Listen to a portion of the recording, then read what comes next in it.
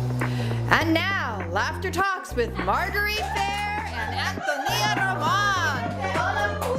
Hi everybody, hola. We keep coming back. Oh God. Thank God I have heels on today.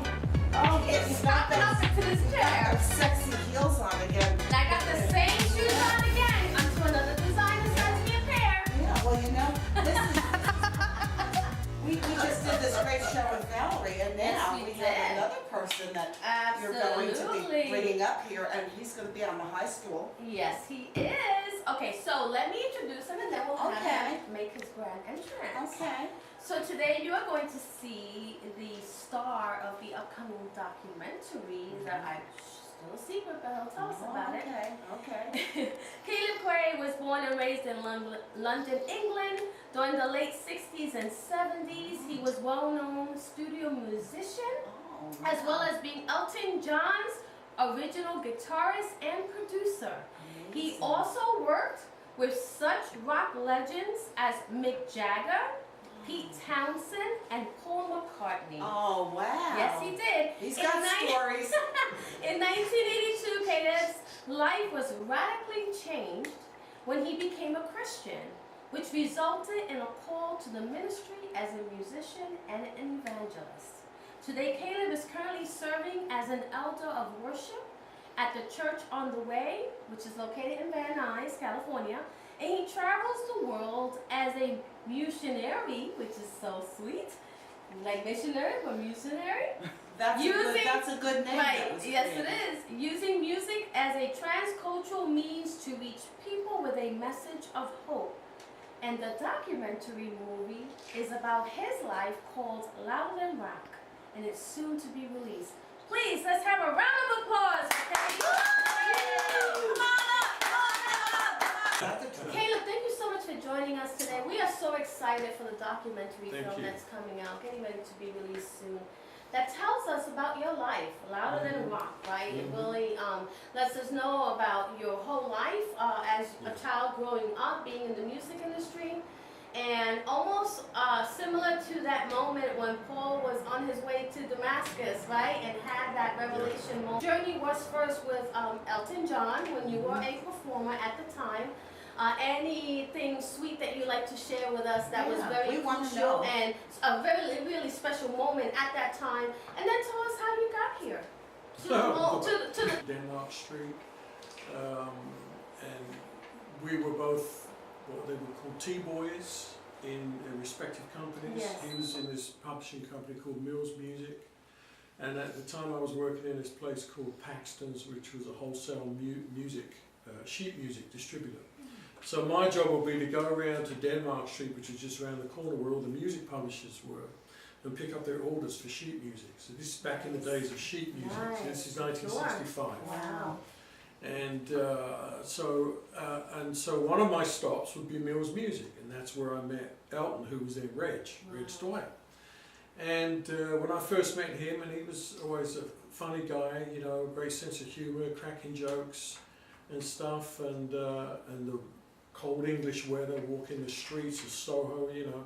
So the first thing he did was make me a cup of tea. Go, would you like a cup of tea? Oh, great, you know. Right, sure. So we became friends there, you know. And then after a while, I bumped into a guy, again on one of my stops, in another publishing house called Francis Day and Hunters. And this guy said to me, I'll never forget his name was Rod, and he said, hey, I just heard that there's an opening available. Dick James Music is looking for an office boy. Now, Dick James Music was the Beatles' music publishing company. Oh, I see. So again, this is 1965, and I said, really? I said, thank you very much. You know, so now I'm supposed to report back to my employees. You know, instead I just shot round the corner to Dick James Music. Smart man. You did. You were like, That's how you do it. Right, You make exactly. your way. Yes. Opens, you call it you go sick through. quickly. Make your own opportunities. I shot round there and I went into the reception area. I said to one of the girls, I said, I hear that you're looking for an office boy. I said, I'm your man. Wow, you know, nice. yeah, I'm your man. So I said, wait a second. So and they called Dick James on the phone, you know. And yeah, send him in. So I sat down, was interviewed by Dick, and he said to me, now what's your name again? I said, Caleb Quaye. He says, are you Cap Quaye's son? Cap Quaye was my dad's stage name. Okay.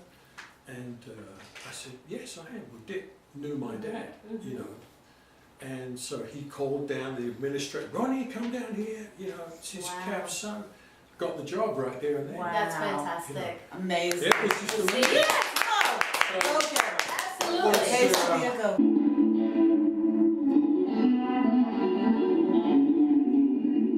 I said, who is this? So I was listening to Arthur Lee of Love, all kinds of Jimi Hendrix work, and I was paying attention to Caleb. Hendrix was a huge influence. Chas Chandler told me, you could be the next Jimi Hendrix. This is Hendrix's manager talking to me. You could be the next Hendrix.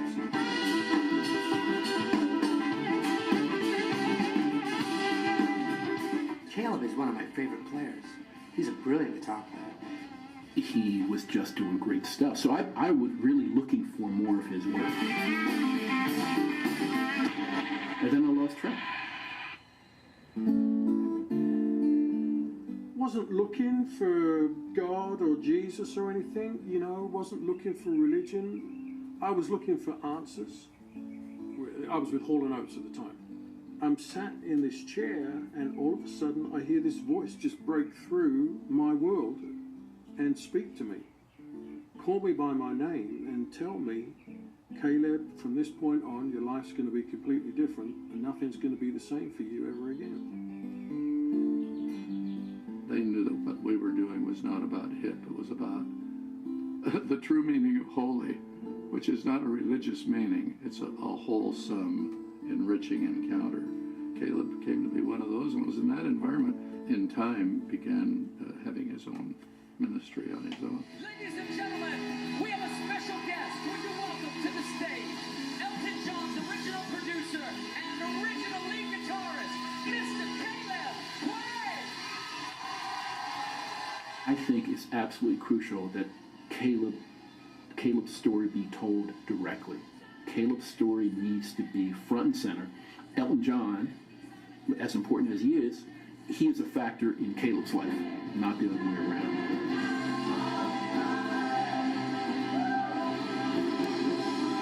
I'll be forever grateful because at that time, that you know, the Beatles had just, you know, this is 1965. When I joined them, was in between A Hard Day's Night and Hell. Wow. So they were the biggest thing on the Sure. planet. Yes, they were. I remember those days. And so Dick was publishing, and he, you know, was earning, you know, doing very well. So his company, the publishing empire, nose in and out sessions, you know. And finally, they said, you know what? Why don't you run the studio? Nice. So I ended up running the studio. Absolutely. So I was the A&R guy for Dick James Music at age 16 and 17. That's fantastic. amazing? Yes. So what it did, it gave me the opportunity to learn my craft, both as a musician and as a producer and as a studio engineer. Wow. And that's really the way it Yes, matters, you exactly. know. Oh, That's better than any kind of college education. Oh, yeah. That's really the way You can't buy Right, it. Yeah. right. exactly. Hands-on experience Yeah. is the best way. Yeah. That's how it was, you know. So then while all that's going on, I'm there for about, you know, Reg had left Denmark Street and he formed a band called Bluesology. I didn't see him for maybe about a year. And then, so I'm working away at the studio, Yes. and one day this guy, Ray Williams, he brings around, because different people will bring songwriters around to audition, because everybody was knocking on that Oh, door I'm sure they to were. get their songs published by Sure. Dick James Music. You know. So, and I was the A&R guy, and so they had to come in and audition for me, you know. So one day Ray Williams shows up with this new singer-songwriter. It was Reg, but I didn't recognise him. Right. He'd grown his hair, Oh, lost some weight, wow. he'd been touring, you know. Amazing. Now he's looking a little bit more hip and groovy, you know. So he brings him in, and it's, okay, great, we do some demos, you know. So I'm in there, so I kept setting up the mics, and I see Reg kind of hunched over the piano with looking like this, going, oh, it's him. Oh, it's him. And all of a sudden I looked, I said, wait a minute, don't I know you? Syndrome, you know, flues can I just record this one song, you know? Okay, come You in were the after hours. gatekeeper. You were Yeah. the real gatekeeper. So after hours, come in at, 6:30, everybody's gone, we will record, So I had a bunch of people coming in at the night. Finally, Dick James found out about it. Blew a gasket, I'm sure he did. pulled me on the carpet, Uh-oh. and he was going to fire me. Wow. Really? Yeah. So I said, well, Dick, I said, I get it, because he's going, what about the money, the studio time, and all this, and all that, I said, well, there's this one project that I think you might want to listen to. I think they got something. Okay, who is it? Bring me the tapes, I said, okay. Wow. I went the tapes, played him some of the tapes, some of the stuff. It was Reg and Bernie's songs, He said, oh yeah, they're good. Yeah, we'll sign them. So you kept your job, right? Exactly. Yeah. In 1978, on my 30th birthday, and I'm on the road with Hall & Oates at this time. So, big tours, well into drugs and all the stuff, And it was on my birthday. We were in Atlanta, Georgia, playing at the Omni Theatre, staying in the adjacent hotel, the Omni Hotel. And after the gig that night, the band threw a surprise birthday party for me. Oh, nice. So they barged into my room with this birthday cake that was a very illegal birthday cake, loaded with all kind of stuff. I don't want to know. The circus comes into my room, let's put it that way, All the characters. So, that was my birthday party. So after they crawled out of my room in the wee hours in the morning, That's funny. I'm sat in this chair with my back to the window on the 9th floor of the hotel. And it was in this quiet time, all of a sudden, and we've been on the road for 6 months, Sure. I've been permanently as high as a kite, and all of a sudden, this voice speaks to me like I'm talking to you. And it was so loud, I actually thought somebody had crept into my room. I turned around to see who that was, nobody there. And this voice speaks to me very clearly, calls me by my name and says, Caleb, from this point on, your life is going to be completely different, and nothing's going to be the same for you ever again. Wow. And in a split second, I'm no longer high on anything. I'm stone cold. So for me, on the inside, Sure. it could not fix the hatred I had toward my father and all kind of stuff. All this stuff, that you carry for years. Sure. We're all driven by stuff. I was driven by hatred toward my father because the mess he'd made of our family. Right. Which is a whole other story, but that's in the movie too. But the encounter that you had at that time in following to find out who the voice was. It led me, Chester took me to church, invited me to go to the church on the way, where I'm at now. Yes. And on Easter Day, 1982. Wow. And we're sitting in the church service, and I didn't even think it was a church. I thought he'd taken me to some other concert. I was expecting the Grateful Dead to show up. Oh, wow. Well, because everybody was happy. Right, that's when you're in spirit, you live a happy life. Everybody was happy. I'm thinking, there's no way this can be a church because everybody's happy. So I'm thinking, Chester's taking me to a surprise gig, and there's all these instruments out on the stage, And I grew up, the church I grew up with was just the droning organ, high church, hymns. So this is guitars, drums, and I'm thinking, oh well, the Grateful Dead's going to come out and just blow us all away in a minute, And in the midst of this one simple song that they were singing, "In my life, Lord, be glorified today," just a very simple song, keeps repeating over and over again. The same voice I heard in the hotel room snuck up on me, speaks to me right there in the seat in the church, and says these words, "Caleb, it's time for you to come home to me today because I have a brand new life for you." Wow. Then I knew it was Jesus. Yes. Oh, that's These people awesome. are singing the Jesus. I knew it locked in. It was Jesus. Right. That was it. And you've now been on this journey as a musician, as a Christian, serving the Lord, being a... this was 1982, and right after, about 6 months after that, I got baptized at the church, got delivered from all the drugs and everything. I went into the water a mess, came up brand new. That was the Damascus Road thing. Right, of course, sure. changed my Wow. mind completely, new person, you know, and just got into the Bible and the Word of God and left the music industry and went into the business. You know, when I turned 50, I'm now 70, when I turned 50, Me too.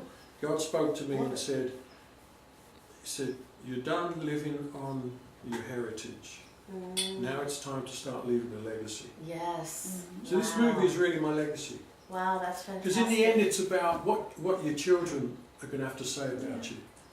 So, you know, I got 3 daughters and, you know, and I know I want for them to be able to have a solid answer when people ask them, what was your dad like? Right. What was he really like? Exactly. Well, Yes. this is That's your an legacy. amazing Yes, project, yes. and it's wonderful that you Yeah. have Yeah. Valerie doing this for you. But we want to make sure to tell you that when you have that screening, and Oh, yeah. we want to be invited. Yes, of So, course. you know, She'll take and care. yeah, we want to be Absolutely. at that screening, Valerie. Don't forget us. Absolutely. And tell Beverly too. And we're actually excited also to be sharing Yes. the trailer with you at this time. Yes, we'll be putting the Yes. clip of the trailer in also, so thank you so much Yes. for being here. And My thank you for really sharing your journey appreciate with you. us. My pleasure. And that is amazing. Now what we want everybody to do is subscribe right over there. That's right.